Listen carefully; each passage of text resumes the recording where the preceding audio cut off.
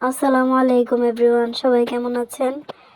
Sana's kitchen and blog channel থেকে বেশ কিছুদিন পর নতুন আরও একটা ব্লগ ভিডিও নিয়ে আপনাদের মাঝে চলে এসেছি। আমি আয়েশা সিদ্দিকা। আশা করছি যে যেখান থেকে আমার এই ব্লগটি দেখছেন সবাই খুব ভালো আছেন, সুস্থ আছেন এবং নিরাপদে আছেন।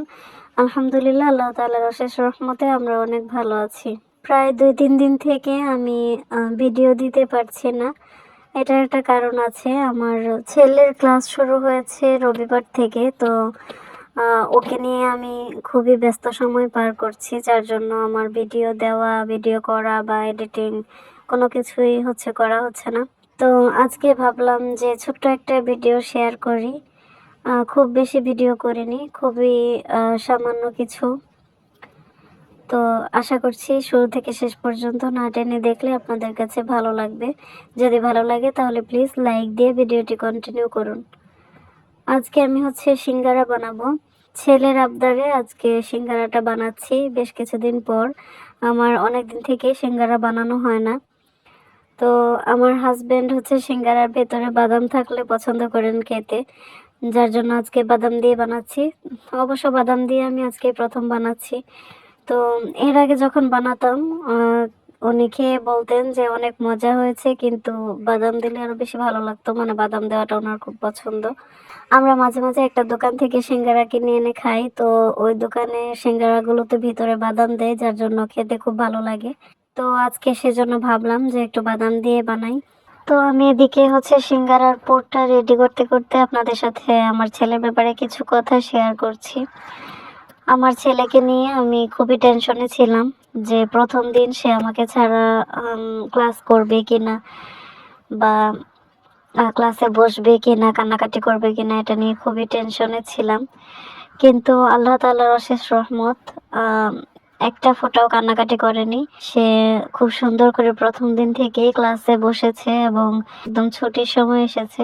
আমি প্রথম দিন গিয়ে ওকে নিয়ে গিয়ে একদম ছুটির পরে নিয়ে এসেছি। তো প্রথম দিন যাওয়ার পর বুঝতে পারলাম যে ও প্রথম দিন যেহেতু ডিস্টার্ব করেনি, ইনশাল্লাহ এরপরে আর কিছু করবে না, ঠিকঠাক ভাবে ক্লাস করবে। তো সেজন্য এরপর থেকে প্রথমে দিয়ে আসি, তারপর আবার টিফিন নিয়ে যাই 10টার দিকে। 10টা থেকে 10টা 20 পর্যন্ত টিফিন টাইম। আর টিফিন করে রেখে আবার চলে আসি বাসায়। আমি আমার কাজ করে তারপর আবার 12টা 12:30টায় নিয়ে আসতে যাই ওকে। 12:30টায় ছুটি হয়ে যায়। তারপর আরো একটা বিষয় নিয়ে টেনশনে ছিলাম আগে, যে সকালবেলায় ঘুম থেকে উঠতে পারবে কিনা। তো আলহামদুলিল্লাহ একদম সময় মতো ডাক দিলে উঠে পড়ে।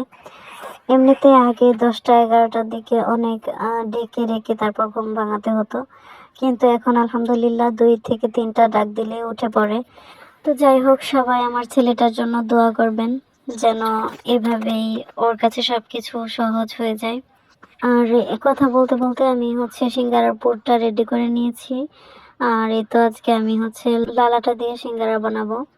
এখন যেহেতু আমরা সব সময় লালাটাটাই খাচ্ছি, রুটি বা পরোটা যাই হোক, তো সেজন্য সাদা আটাটা কেনা হচ্ছে না। অল্প কিছু আছে যেটা দিয়ে বেলাবেলির কাজ করি, সেই জন্যই আসলে লালাটা দিয়ে বানিয়েছি।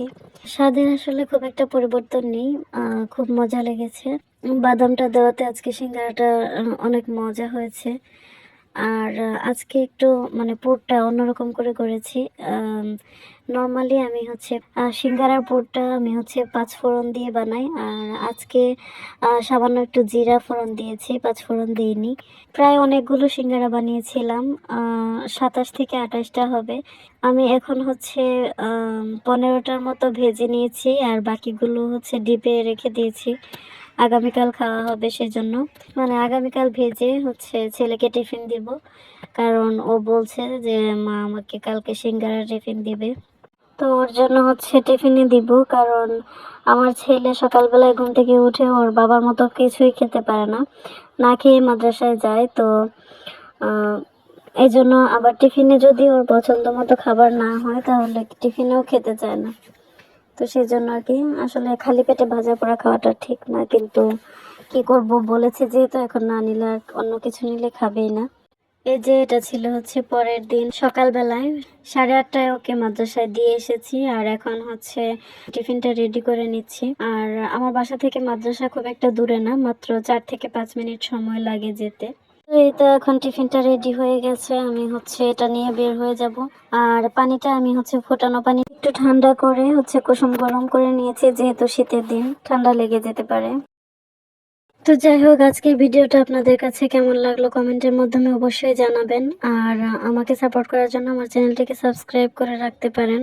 আজকের মতো আমি ভিডিওটাকে এখানেই শেষ করছি। সবাই ভালো থাকবেন, সুস্থ থাকবেন এবং আমাদের জন্য দোয়া করবেন। আল্লাহ হাফেজ, আসসালামু আলাইকুম।